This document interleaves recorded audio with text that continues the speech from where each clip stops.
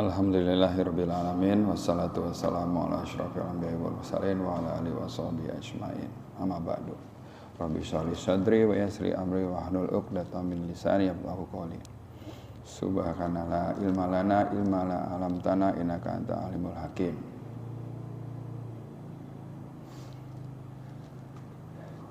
Ya ayyuhan nasu inna khalaqnakum min zakari wa unsa wa ja'alnakum syu'uban wa qabaila lita'arafu inna akramakum indallahi atqakum innallaha alimun khabir. Segala puji dan syukur kita panjatkan kehadirat Allah Subhanahu wa taala atas segala nikmat dan karunia-Nya, yaitu nikmat iman, nikmat Islam dan nikmat sehat, sehingga kita dapat berkumpul di tempat yang mulia ini untuk melaksanakan salat subuh berjamaah, dilanjutkan dengan taklim. Tak lupa kita ucapkan sholawat dan salam kepada junjungan kita Nabi besar Muhammad SAW beserta keluarga dan sahabatnya yang insya Allah akan sampai pada kita. Dan pada yaumil akhir nanti kita termasuk umatnya yang akan mendapatkan syafaat darinya. Amin amin ya rabbal alamin.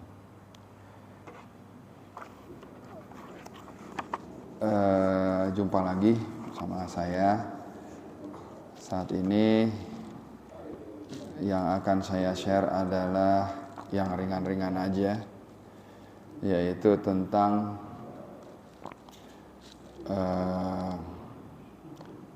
hubungan antar manusia. Jadi ada yang kalau di zaman now ini ada yang dibilang dengan good relationship dan toxic relationship. Nah, itu gimana kita memandangnya? Bukan. Ya.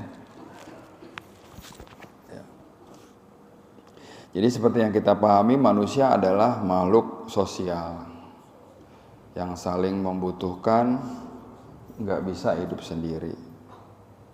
Ya, layaknya bapak moyang kita Nabi Adam. Begitu dia disuruh tinggal di sorga, semua apa yang ada di sorga itu enak-enak, tapi tetap aja dia kesepian, gitu kan. Nggak enak nih nikmatin yang segala hal yang enak sendiri aja. Maka Allah kasih teman, ya, itu Bunda Hawa. Jadi begitu juga dengan kita dalam menjalani kehidupan ini, kita butuh orang lain, teman, ya kan, tetangga, segala macam. Karena kita diciptakan berbeda dan dapat saling mengenal. Li ta'aruf tadi, saling mengenal. Jadi Allah berfirman pada surat Al-Hujurat ayat 13, Ya ayuhan nasu inna khalaqnakum min zakari wa unsa wa ja'alnakum syu'uba wa aqaba li illa li ta'aruf. In akramakum indallahi atqakum innallaha alimun khabir. Yang artinya, hai manusia, sesungguhnya kami menciptakan kamu dari seorang laki-laki dan seorang perempuan, Nabi Adam dan Hawa, dan menjadikan kamu berbangsa-bangsa dan bersuku-suku supaya kamu saling mengenal. Sesungguhnya orang yang paling mulia di antara kamu di sisi Allah ialah orang yang paling takwa di antara kamu. Sesungguhnya Allah Maha mengetahui lagi Maha mengenal. Ya, jadi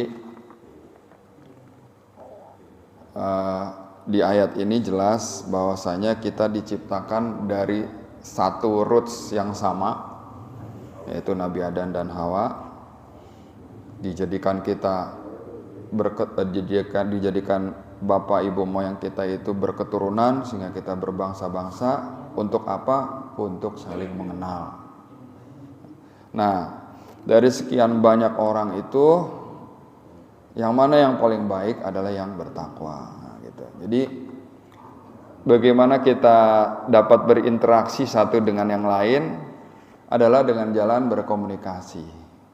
Sampainya pesan kita kepada lawan bicara kita adalah dengan komunikasi yang baik dan benar, sehingga lawan bicara kita itu dapat memahami pesan yang kita maksudkan. Jadi sering terjadi pesan yang salah terima. Karena apa? Karena komunikasi yang buruk. Ya, komunikasi yang salah atau miscommunication. Bagaimana kita berinteraksi satu dengan lain dengan komunikasi. Nah, komunikasi ini penting. Gitu lah. Maksud yang baik tidak dapat tersampaikan dengan baik karena komunikasinya yang kurang baik, gitu. Ya kan?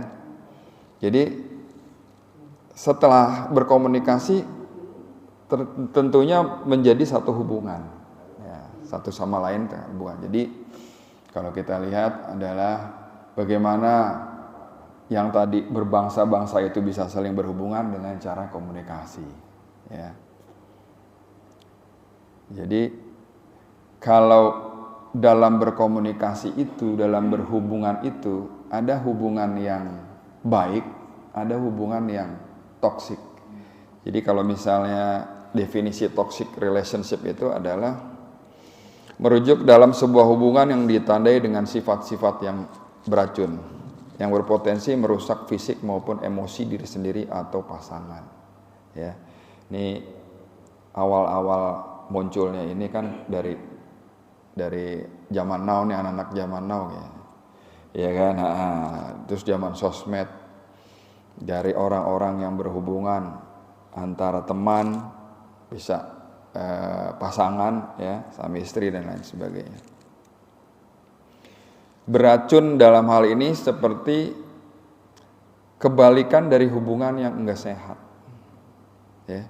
Apabila dalam hubungan yang sehat diperbanyak rasa kasih sayang dan saling menerima, maka toxic relationship itu adalah kebalikannya.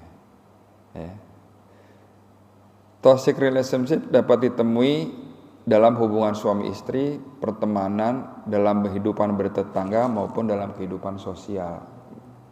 Jadi bisa di mana-mana aja nih Pak. Ya. Dampaknya dari toxic relationship dalam pertemanan, dalam hubungan itu sangat besar. Kita sampai dapat berpotensi mengalami gangguan kesehatan mental. Ya. Gangguan kesehatan mental, kalau kita punya teman atau tetangga atau pasangan yang toksik, ya, relationship kita seperti itu. Saat kamu sedang menghadapi, jadi gini, contohnya gini, saat kamu sedang menghadapi masalah, ada teman baik nih, ya kan, dekat banget gitu, saling support. Begitu dia dapat masalah, satu orang nih, ya, terus lagi berjuang hebat-hebatnya, tiba-tiba teman kita nih, teman dekat kita ini malah nggak nge-support kita, malah ngejatuhin. Nah itu toxic relationship itu awal-awalnya kayak begitu tuh. Jadi bukannya malah mendukung, justru malah mematahkan semangat dan berdampak pada mental tentunya. Kita yang dibegitukan, ya, di toxic. Jadi kita yang lagi mengalami relationship yang beracun ini, kita akan merasa rapuh, nggak semangat, dan nggak bisa bangkit dari keterpurukan. Nah, bahayanya kayak gitu Pak. Bayangin aja kita punya temen dari kecil udah tahu, begitu kita mendapatkan satu masalah yang cukup hebat, kita tentu minta dukungan gitu. Nah di saat itulah dia nggak memberikan dukungan kepada kita, malah istilahnya ngejauhin atau bahkan menjatuhkan. Tanpa kita sadari, terkadang orang-orang dekat yang menjadi musuh besar kita. Ya, sebab jika bukanlah sebuah kebaikan yang diberikan satu sama lain, bukan kebaikan pula yang didapatkan. Ya. Lalu khususnya di pertemanan, teman yang toksik itu memberikan dampak negatif. Biasanya pertemanan macam ini tidak pernah mengapresiasi hal-hal baik meskipun kecil dalam hidup kita. Jadi egois demi kepentingan dirinya sendiri. Padahal hubungan yang baik itu adalah terjalin dua arah Pak. Antara yang satu melengkapi dengan lain-lain, saling membantu dan saling menjaga sesama. Sifat seseorang sedikit banyak dipengaruhi dengan siapa ia berteman. Nah ya, kita lihat nih, Rasulullah mewanti-wanti setiap muslim agar hati-hati dalam memilih teman. Beliau bersabda, perumpamaan orang yang bergaul dengan orang soleh dan orang buruk seperti bergaul dengan penjual minyak wangi. Ya, siapa yang bergaul dengan penjual minyak wangi tidak akan merugikanmu, kamu bisa mendapatkan wanginya. Ya. Sementara ketika kita bergaul dengan pandai besi, dia akan membakar badanmu atau kainmu, atau kamu akan mendapatkan bau yang tidak sedap. Jadi ini ada di hadis riwayat Bukhari nomor 2101. Ya. Jadi dalam hubungan ada yang namanya good relationship, ada yang namanya toxic. Dan ketika toxic itu bisa terjadi karena kita salah milih teman, salah milih pasangan. Nah, terus bisa kita lihat yang kayak apa sih toxic relationship itu. Contohnya nih ya Pak, kalau misalnya di hubungan suami istri. Mengutip dari Healthline, ada beberapa ciri yang menandakan suatu hubungan sudah dalam kategori toxic relationship. Salah satunya adalah minimnya support dari salah seorang pasangan dan diskomunikasi atau sering adu mulut. Terlebih lagi adanya rasa ingin mendominasi hubungan, cemburu berlebihan dan tidak jujur, berbohong atau diam, juga menjadi ciri lain yang mengindikasi hubungan itu telah menjadi toxic relationship. Lihat Pak ya, kalau suami istri kan pasti yang kita pengenin kan sesuai doanya para undangan kita waktu di pernikahan kita ya kan, mawadah warohmah gitu kan, samawa gitu kan. Nah, tentunya saling support ya kan, terus komunikasinya lancar, nggak istilahnya kalau berantem sedikit mah iya, tapi nggak terus-terusan gitu kan. Dan kalau ada misalnya dari dua pasangan ini salah satunya itu terlalu mendominasi, nah biasanya yang satunya lagi nih kayak tertekan gitu hidupnya. Judas. Nah, Judas kadang boleh sedikit sekali-sekali. Tapi kalau keterusan, waduh, susah ya. Berikut ini ada 3 karakter pasangan yang berpotensi menciptakan toxic relationship. Dan cara Islam mengatasinya seperti apa? Pertama, Pak, 3 karakter pasangan yang ada potensi untuk toxic relationship. 1, dia meremehkan dan mencela. Meremehkan dan mencela. Pasangan toksik kategori ini memiliki tujuan kuat untuk menjaga self-esteem-nya atau harga dirinya. Jadi supaya pasangannya tidak menentang kontrolnya. Oleh sebab itu, ia akan suka mudah meremehkan, mencela, dan mengolok-olok pasangannya, terkecuali di depan umum.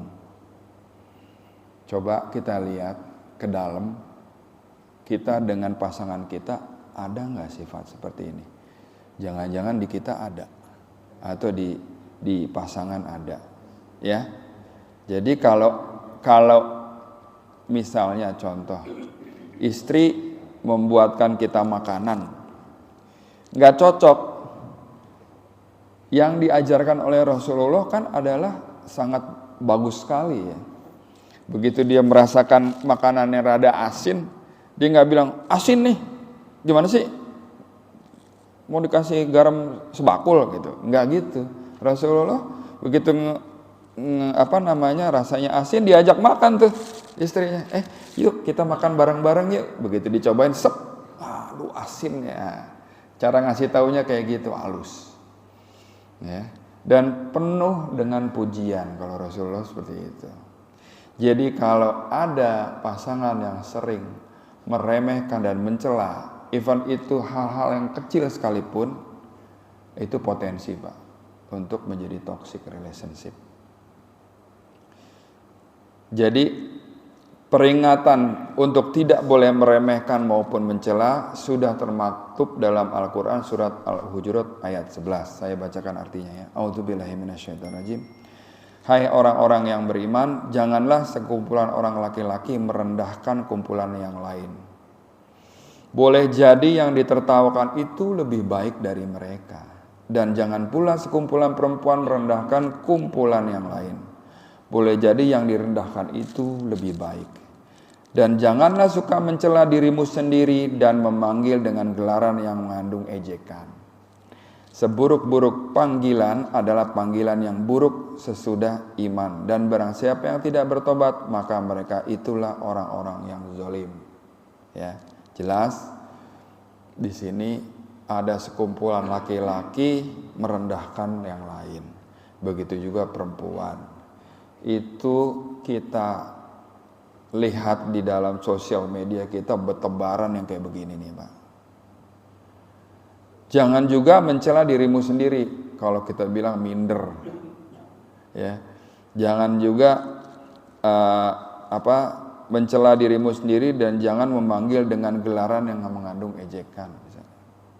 Misalnya badannya subur, dibilangnya namanya siapa gitu misalnya, Anto misalnya, Dut panggilannya Gedut sini dah, gitu, itu nggak boleh tuh, ya kan? Ya, itu sama tuh, ya. Jadi dengan gelaran-gelaran gitu, apalagi kalau kita bilang sekarang tuh anak-anak sekarang bilang, wah ini main fisik nih gitu, ya kan? Badannya kurus, ya kita bilang. Ceking, gitu. Lu ketiup angin juga melayang lu, gitu. Itu jangan Pak, seperti itu, ya. Jadi merendahkan, terus mengejek, kita kadang nggak sadar Pak. Misalnya ada orang yang kalau diajak ngomong selalu lama loadingnya, gitu, salah tangkep. Terus kita bilang sama dia, kalau ngomong sama dia mah susah, gitu. Ya kan kita lemot gitu. Nah, itu kan ada sekumpulan laki-laki yang merendahkan yang lain. Jadi kalau bisa walaupun dia begitu ya kita tanggapi dengan yang sikap yang terbaik. Imam Al-Ghazali juga menjelaskan dalam Ihya Ulumuddin,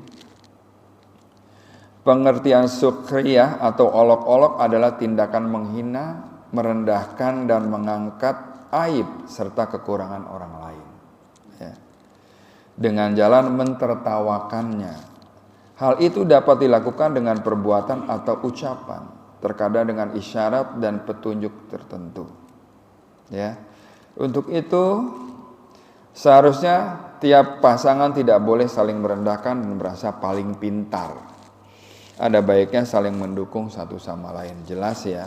Yang pertama adalah karakter pasangan yang berpotensi untuk menciptakan hubungan yang beracun adalah orang yang gampang ngeremehin dan mencela. Mari kita introspeksi apakah ada di diri kita atau di pasangan kita. Ketika ada di diri kita, kita perbaiki. Ketika ada di pasangan kita, itu PR-nya. Kita kudu ngasih tahu dengan cara yang terbaik. Jadi komunikasinya nyampe, pesannya nyampe. Jangan sampai maksudnya baik, keterimanya kagak baik. Itu ya. Yang kedua, karakter pasangan yang berpotensi menciptakan toxic relationship adalah bertemperamen buruk. Jadi perilaku ini kerap kali berbahaya, lebih-lebih karena di luar dia akan terlihat seperti sosok yang kalem, menyenangkan, dan disukai banyak orang. Akan tetapi di depan Anda justru sebaliknya. Pernah ketemu yang begini? Pernah. Banyak. Di luar dia bisa kayak begitu ramahnya, tapi di dalam, ininya nggak pernah naik ke bawah terus. Ya. Mukanya kaku, gitu. Kalau istilah saya dulu, mukanya perang, gitu. Ya kan. Jadi biasanya ia mudah tersulut emosi yang disebabkan masalah sepele, tetapi dibesar-besarkan. emosi pada masalah yang sama sekali tidak jelas dan merasa menjadi orang paling menderita dalam menjalani hubungan. Ya, kita bisa lihat ya, mau pasangan, ya kan, ada yang sifatnya seperti ini, ya hati-hati Pak. Dalam riwayat hadis Rasulullah bersabda, seorang laki-laki pernah meminta nasihat, wahai Rasulullah, perintahkanlah aku dengan sebuah perbuatan dan sedikitkan, jangan banyak-banyak maksudnya. Nabi menjawab, jangan marah. Ya kan? Laki-laki tersebut mengulangi permintaannya, lalu Nabi tetap menjawab, jangan marah. Ya. Jadi Sayyid Alwi Abu Bakar Muhammad Al-Saqaf dalam Al-Bayan fi Syarh Al-Arba'in An-Nawawi menyebutkan, andai marah disandarkan kepada hak Allah, maka itu berarti berkehendak untuk menyiksa. Tetapi jika disandarkan ke manusia, maka marah atau ghadab itu merupakan luapan emosi dan perasaan dalam hati ketika menghadapi sesuatu yang dikesalinya. Jadi yang jelas di sini ada orang yang meminta nasihat kepada Rasulullah. Saya minta nasihat, tapi jangan banyak-banyak, dikit aja. Nah, apa itu nasihatnya? Jangan marah. Cuman segitu aja. Ya, terus yang lainnya, ya udah jangan marah. Gitu. Karena dari marah itu terbukalah pintu ke keadaan yang lebih buruk lagi. Sesuatu yang nggak harusnya dimarahin, terus akhirnya pakai marah. Nah, itu efeknya ada yang nggak bisa cepat hilang, ada yang lama hilangnya. Jadi ada dua solusi agar terhindar dari sifat temperamen buruk. Yang pertama adalah dengan cara mencegah. Mencegahnya dengan ingat konsekuensi dari marah adalah kerusakan. Karenanya kita harus memiliki jiwa penyabar dan selalu menahan amarah. Yang kedua, dengan cara memadamkan. Yang kita harus tahu adalah bisa tahu diri. Selalu mohon kepada Allah agar terhindar godaan setan. Kemudian dilanjut dengan mandi atau berwudu. Jadi caranya supaya jangan marah. Saya juga kadang meletup-letup di rumah gitu ya. Ya. Kita gampang marah kenapa sih? Ya, pasti ada sesuatu yang kita pikirin gitu. Lapar contohnya.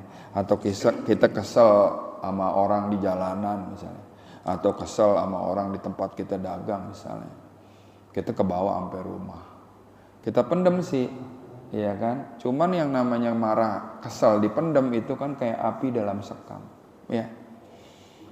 Yang jeleknya lagi, nah ini saya sendiri sering lupa gitu. Kadang diluapkan ke keluarga, ke istri, ke anak gitu.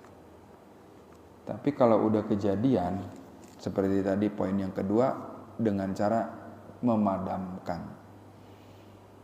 minta maaf, dan dirubah kelakuannya. Tapi kadang kita, ya ini buat kita juga ya, buat saya,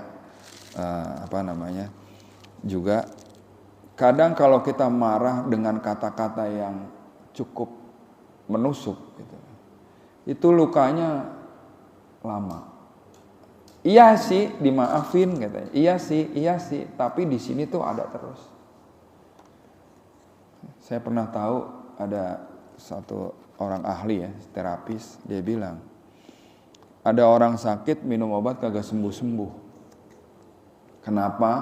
Karena dia ternyata mendam amarah, mendam kekesalan.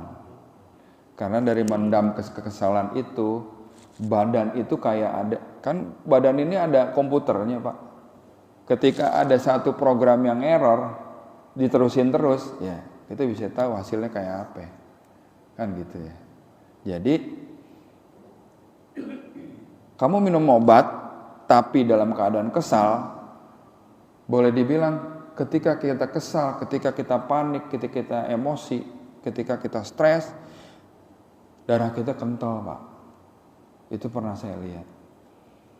Dia, ini kebetulan ada ke tempat kakak saya, Fasdu, ya kan? Ada orang yang diambil darahnya langsung kental, kayak marus.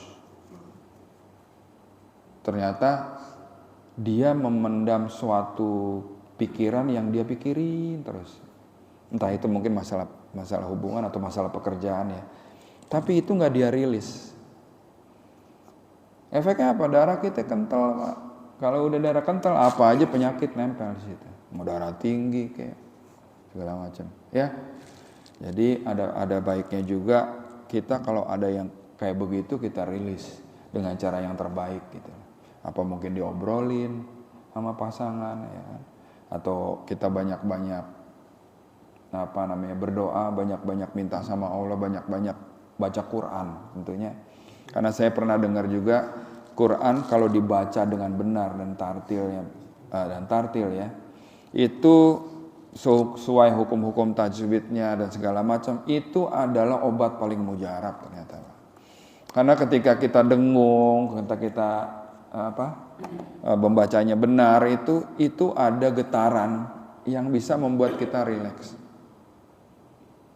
Jadi kalau bapak-bapak ada problem misalnya gitu, coba baca Quran dengan benar, insya Allah udah tenangan dikit tuh kita punya hati gitu. Jadi yang pertama dengan cara mencegah, yang kedua memadamkan. Nah mencegah inilah kadang kita perlu perlu pemahaman yang kuat gitu. Begitu kita marah, pengen marah nih, ya kan? Begitu kita lontarkan dan kata-kata kita yang kita lontarkan itu benar-benar nusuk ke pasangan gitu kan, itu kan lukanya lama. Nah kita mikir aja kalau gue marah kayak begini mah bini gue kasihan ntarnya nih misalnya gitu. Kita tahan. Karena di surat Ali Imran ya Pak, ayat 133 134 ya Pak ya. Ya kan? Disediakan surga seluas langit dan bumi. Ya kan?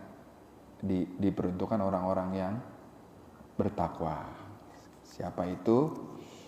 Yang berinfak di kala lapang dan sempit dan menahan amarah dan memaafkan. Jelas ya. Bahwasanya mencegah itu lebih baik daripada mengobati ya gitu ya. Oke. Jadi perdebatan-perdebatan yang non produktif dengan pasangan, hal-hal yang remeh-temeh, apalagi yang punya temperamen buruk, jelas memberikan beban emosi, menyita banyak waktu dan bahkan berisiko pada kesehatan mental. Coba kita tanyain sama Pak Dedito deh, orang yang punya kesehatan mental kurang bagus, kencang nggak Pak punggung, ya kan? Bahunya kencang, ya kan? Lehernya kencang, ya kan? Coba kita tanya Pak Dedito, ya kan? Ya jawabannya, ya. Oke, jadi ada dua karakter pasangan yang berpotensi menjadi berpotensi menjadi toxic relationship. Ada lagi satu lagi, yaitu posesif. Ya. Karakter pasangan yang posesif cenderung cemburu dan membuatnya sebagai alat untuk mengatur Anda hingga ke ranah personal. Di awal hubungan sedikit cemburu mungkin masih bisa dikompromikan. Sikap ini yang dapat menciptakan toxic relationship yang mana cemburu ini udah berlebihan. Nah, agar terhindar dari perasaan cemburu ada banyak doanya, Pak. Ya, di antaranya dengan menyebut nama Allah, ya Allah, obatilah aku dengan pengobatan-Mu dan sembuhkanlah aku dengan kesembuhan-Mu. Cukupilah aku dengan karunia-Mu, jangan sampai aku meminta kepada selain-Mu dan jauhkanlah aku dari penyakit-Mu. Ya. Jadi cemburu boleh, tapi jangan kelebihan, jangan lebay. Gitu. Sebab apa? Ketika kita cemburu lebay, cenderung mengontrol, mengatur, dan itulah yang dibilang mendominasi hubungan. Nggak akan sehat ketika kita kelebihan cemburu. Datang dari masjid, dari mana Pak? Pasti main ini, pasti. Nah, orang dari masjid kok. Oh pasti di masjid ada, nah itu kayak gitu. Itu kalau kita ketemu sama yang begitu, nah itu, ini gimana nih caranya nih, kita doain, ya. Jadi apapun itu. Begitu juga sebaliknya, kita sama pasangan pergi beli sayur, begitu balik, kamu dari mana aja? Sama siapa? Beli di mana? Sampai detail dia tanyain. Ada orang yang kayak begitu. Itu potensi untuk menjadi toxic relationship. Itu tadi contoh atau karakter pasangan yang bisa menyebabkan hubungan yang beracun, ya, toxic relationship. Tapi dari hubungan pertemanan dan sosial bermasyarakat juga ada. Imam Syafi'i menguraikan karakter yang harus dijauhi dalam berteman dalam beberapa syair beliau. Jika karakter ini ada pada diri kita, maka hendaklah kita berusaha menghilangkan sifat itu dari diri kita. Berikut ini 6 sikap yang harus dihindari seorang muslim dalam berteman. Yang pertama, pura-pura baik. Pura-pura baik. Imam Syafi'i menguraikan dalam syair beliau yang berjudul Muda'is as-Sadaqah. Beliau berkata, jika seseorang tak menghormatimu kecuali berpura-pura, maka tinggalkan ia dan jangan terlalu menyesalinya. Setiap anak manusia akan ada penggantinya dan meninggalkan mereka akan melegakan. Dan dalam hati ada kesabaran untuk orang yang dicintai walaupun ia melakukan kesalahan. Tidak semua orang yang engkau inginkan menginginkanmu dan tak semua orang yang engkau cintai dengan tulus juga mencintaimu.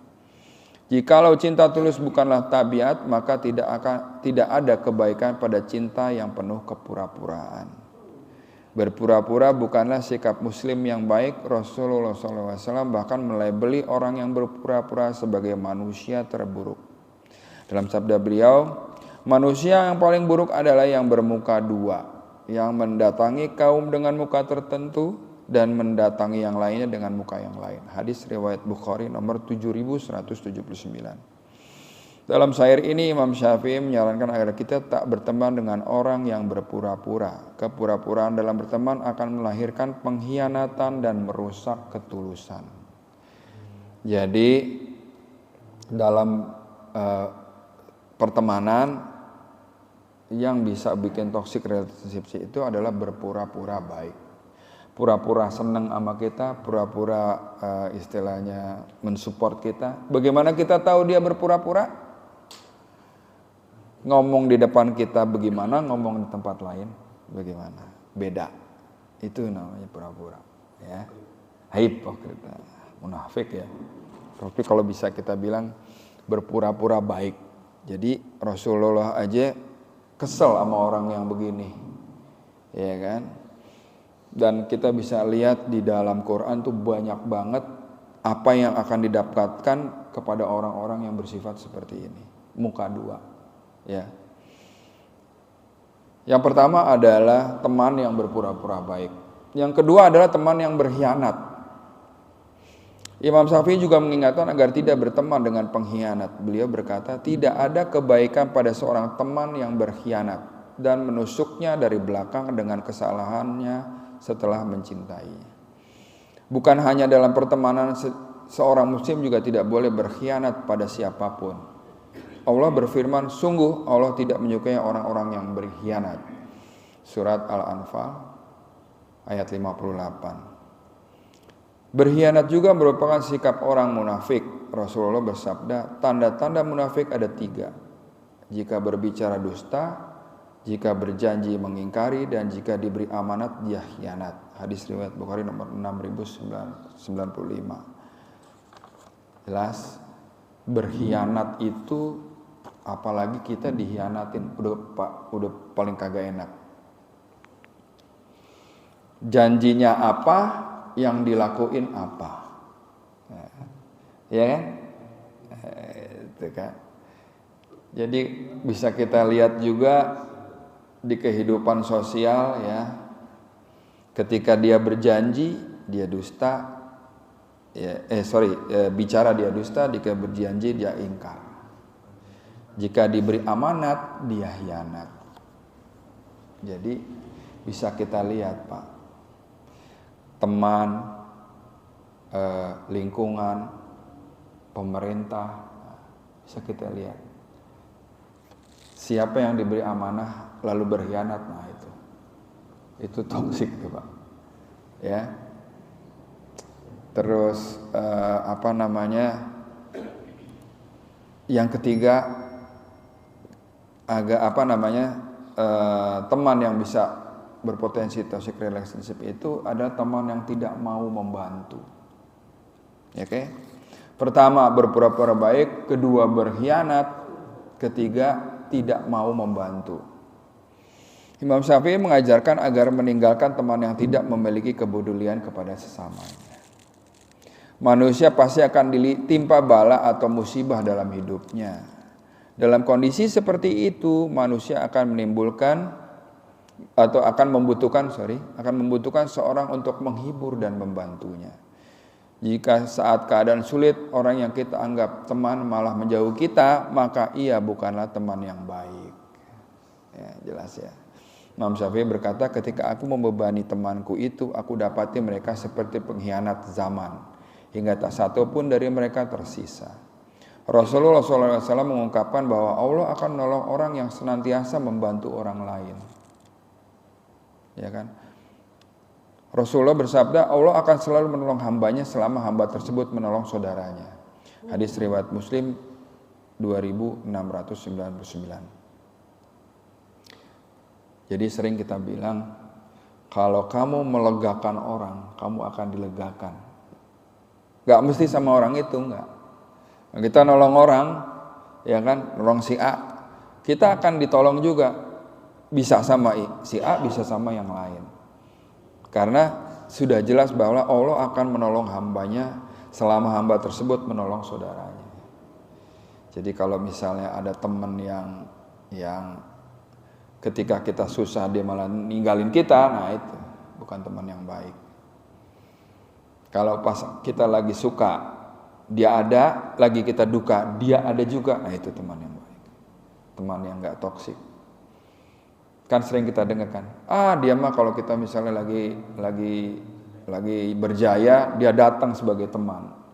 Tapi ketika lagi terpuruk, dia kagak ada sama sekali. Nah itu, ya.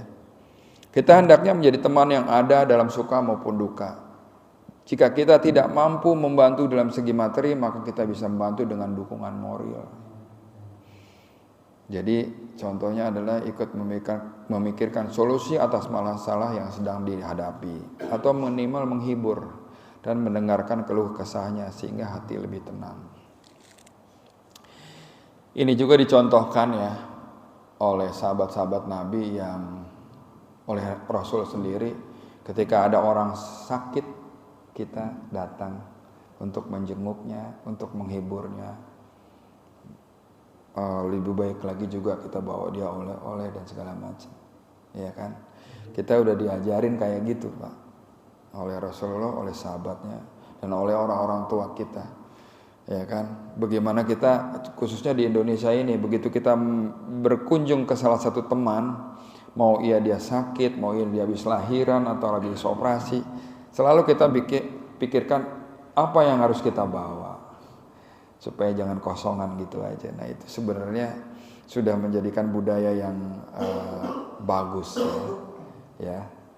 Ketika orang lagi susah, kita ada di situ, ya kan. Senang juga ada di situ. Nah, teman yang toksik itu yang keempat adalah membicarakan teman di belakang. Nah, ini kita bisa lihat. Ini Imam Syafi'i menuliskan dalam syairnya, saat aku sedang tak bersamanya, dia adalah seburuk-buruk orang yang mencelaku. Membicarakan keburukan orang lain di belakangnya dalam Islam disebut ghibah. Perbuatan setelah ini diibaratkan memakan bangkai orang yang dibicarakan. Allah melarang perbuatan ini langsung dalam Al-Quran. Surat Al-Hujurat ayat 12. A'udzubillahi minasyaitonirrajim. Janganlah ada di antara kamu yang menggunjing sebagian orang lain. Apakah ada di antara kamu yang suka makan daging saudaranya yang sudah mati? Tentu kamu merasa jijik. Bergunjing banyak diawali dengan prasangka. Untuk membuktikan prasangka buruk, suudzon, orang akan mulai mencari tahu atau memata-matai, tajasus. Kalau Sekarang istilahnya apa Pak? Mau tahu aja gitu. Kepo. Nah, ya. Setelah menemukan kebenaran dari prasangkanya, ia akan memberitahu orang lain. Inilah yang melahirkan ghibah. Oleh karena itu, kejujuran dan rasa percaya sangat penting dalam pertemanan. Jelas ya. Itu yang keempat. Teman yang ngomongin kita di belakang. Yang kelima, teman yang toksik kayak apa? Tidak menjenguk saat temannya sakit. Nah, itu ya. Jadi Imam Syafi'i juga menyindir seorang teman yang tidak menjenguk temannya saat sakit. Beliau menulis, dan jika aku sakit, dia adalah sebaik-baik orang yang tak menjengukku sama sekali. Rasulullah SAW mengajarkan kepada kita bahwa setiap muslim adalah saudara. Dan saudaranya punya hak atas satu sama yang lain. Di antaranya adalah menjenguk saudaranya yang sakit. Rasulullah bersabda, dan jika dia sesama muslim sakit, maka jenguklah dia. Hadis riwayat Muslim nomor 2162. Jadi kita diajarin buat menjenguk teman-teman kita pas lagi sakit. Karena apa? Pas lagi sakit itu orang dalam keadaan yang paling, katakanlah, paling dasar deh. Udahlah sakit, badannya gak kuat kemana-mana, gak bisa melakukan aktivitas sendiri. Bahkan ada sakit yang cukup parah yang mesti dilayanin orang. Sebagai orang-orang yang seperti biasanya bisa apa-apa sendiri, begitu dia pada satu kondisi sakit gak bisa apa-apa, itu merupakan hantaman mental buat dia. Jadi ada kan orang-orang yang apa-apa sendiri, ketika dia sakit diurusin sama katakanlah istrinya atau anak-anaknya. Nah itu ada satu rasa yang aduh, kok saya jadi beban buat mereka. Nah itu.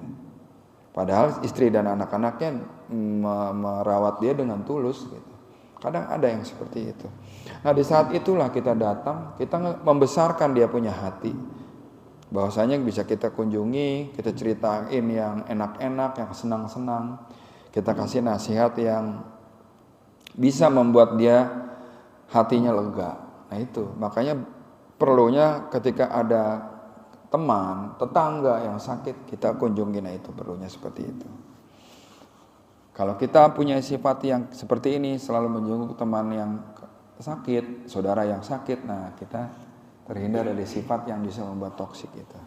Dan yang keenam, ini yang sering kita lihat, teman yang toksik itu tidak suka melihat kita senang dan senang melihat kita susah.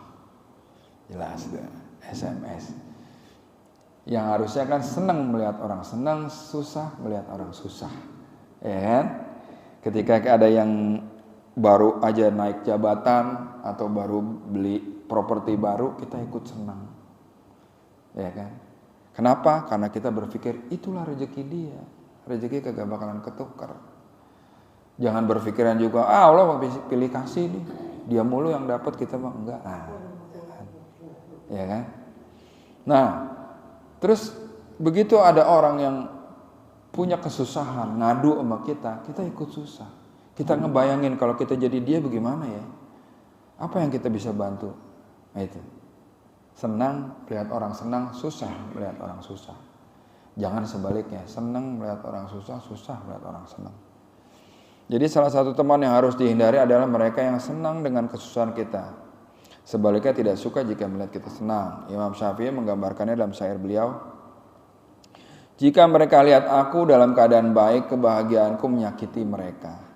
Dan ketika mereka melihatku dalam keadaan buruk, penderitaanku malah menyenangkan hati mereka. Menari di atas penderitaan orang lain dan merasa susah melihat orang lain bahagia adalah perwujudan dari sifat dengki. Sifat tercela ini sangat berbahaya. Allah bahkan mengajarkan agar kita berlindung dari orang yang mempunyai sifat ini. Terlebih lagi, pembunuhan pertama di muka bumi terjadi karena kedengkian terhadap nikmat Allah kepada orang lain. Jadi Allah berfirman di surat An-Nisa ayat 32, A'udzubillahi minasyaitonirrajim, dan janganlah kamu iri hati terhadap karunia yang telah dilebihkan Allah kepada sebagian kamu atas sebagian yang lain. Jangan pernah iri terhadap karunia yang telah dilebihkan kepada orang lain. Karena itu tadi konsepnya, Kalau orang dapat karunia atau dapat rezeki kagak bakalan salah alamat. Ya. Imam Syafi'i menyarankan agar kita tidak menjadikan orang-orang dengan 6 sifat di atas tadi. Apa aja tadi? Pertama adalah pura-pura baik, yang kedua berkhianat, yang ketiga nggak mau bantu, yang keempat membicarakan teman di belakang, yang kelima tidak menjenguk saat sakit, dan keenam nggak suka melihat orang senang melihat orang susah. Nah, jadi kita hendaknya menghindari sifat-sifat di atas tadi agar kita bisa berteman dengan orang-orang yang berakhlak mulia. Jadi tadi kan ada tuh hadis yang bilang berteman dengan penjual minyak wangi akan ikut wangi. Artinya apa? Jangan salah milih teman. Bagaimana mendapat teman yang baik? Didului dengan kita yang bersifat baik. Jadi 6 sifat ini jangan ada sama diri kita. Kalau ada sama diri kita, ketemunya memang begitu juga. Ya. Jadi hindari 6 sifat ini. Kita sudah baik duluan, kita akan bertemu dengan orang-orang yang baik. Ya. Oke. Teman terbaik adalah orang yang mengajak kepada takwa. Sahabat Umar bin Khattab berkata, tidak ada kenikmatan yang lebih baik bagi seorang mukmin setelah Islam selain teman yang soleh. Ya, jelas Pak ya. Jadi di situ Umar bin Khattab sendiri berkata, nggak ada kenikmatan lebih baik bagi seorang mukmin setelah Islam, yaitu menjadi teman selain teman yang soleh. Teman yang soleh, teman yang bagaimana? Yang ngajakin selalu dalam kebaikan. Kita kepingin bertemu dengan teman-teman yang seperti itu, kita dulu seperti itu. Kita dulu yang mengajak kebaikan, kita dulu yang bersifat lebih baik dari mereka. Niscaya kita akan bertemu dengan teman-teman yang seperti itu. Jadi itu yang dilihat adalah toxic relationship seperti itu. Kalau good relationship-nya gimana? Kebalikan dari itu. Ya, kebalikan dari tadi ada beberapa sifat tadi, ada 6 sifat teman. Untuk yang pasangan itu ketika kita mau mempunyai good relationship, jangan pernah mencela, meremehkan pasangan, bertemperamen buruk dan posesif, ya. Kira-kira gitu aja yang bisa saya sampaikan untuk saat ini. Mudah-mudahan ada manfaatnya. Kita bisa mengenal ada yang namanya good relationship, ada yang namanya toxic relationship. Mungkin ada yang mau ditambahkan atau ditanya, lebih kurangnya saya mohon maaf. Silakan Pak, ada yang mau nambahkan atau mau nanya?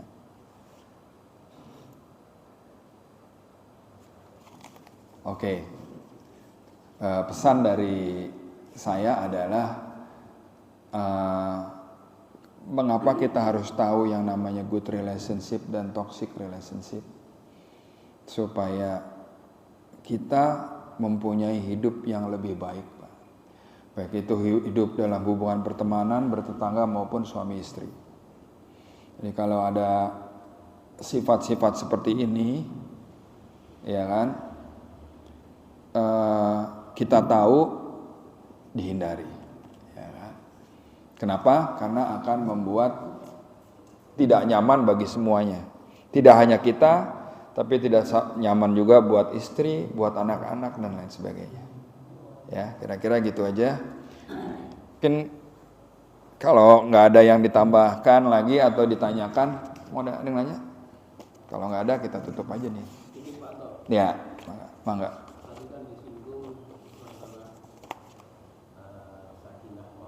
Nah, sakinah mawaddah warahmah. Ya Pak? Orang kalau ada orang pesta perkawinan, kenapa doanya begitu? Tapi lihat ayatnya. Gimana Pak? Gimana Pak? Gimana? Itu kan apa ya namanya? Itu bukan suatu doa, tapi untuk dijadikan supaya sakinah mawaddah warahmah. Sedangkan doa untuk perkawinan itu Rasulullah mencontohkan. Kenapa nggak orang ambil ya Rasulullah aja? Ini kan ada di dalam Quran tapi dikarang terus dijadikan doa. Oh gitu. Misalnya Ya. doa Iya. Itu kan udah ada tuntunannya. Betul. Kenapa orang itu nggak ngambil di situ gitu? Kenapa senang ngarang? Nah ini yang sudah bermasyarakat ini diikuti. Iya. Begitu juga ketika orang ada kematian, doanya apa? Semoga husnul khotimah. Orangnya sudah mati. Oke.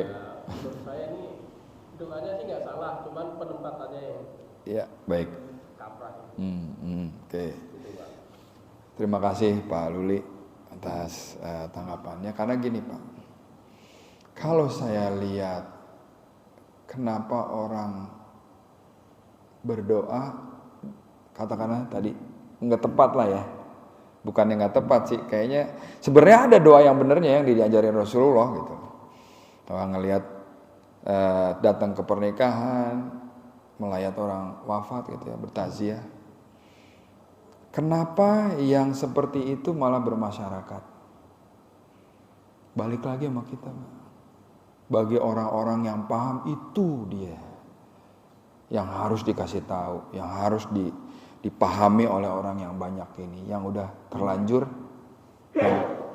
ya kan? Padahal doa Rasulullah ketika ada orang yang menikah, ya kan, itu kan bagus banget. Didoain ya barakallah, ya kan, segala macam. Tugas kita Pak, orang yang tahu kita kasih tahu, ya kan. Kita tahu nih masalah tadi husnul khatimah. Kalau nggak salah udah pernah dijelasin juga sama Pak Ustadz Ahmad Syatibi, ya kan. Ada beberapa pemahaman, ya kan. Saya lupa tuh ininya menjelaskan, tapi dia benar-benar gamblang menjelaskannya. Ada beberapa pemahaman. Justru pemahaman-pemahaman ini yang mesti kita sebarin Pak di sosial media Pak. Terlepas dia mau nerima apa enggak. Kenapa? Karena pada awalnya ada orang menikah dibilang semoga sakinah mawaddah warahmah, itu juga dari orang-orang yang memang disebarkan terus akhirnya lama-lama menjadi bermasyarakat seperti itu. Kalau pertanyaan tadi kenapa orang lebih banyak ngambil yang itu? Karena orang pada banyak yang nggak tahu, gitu.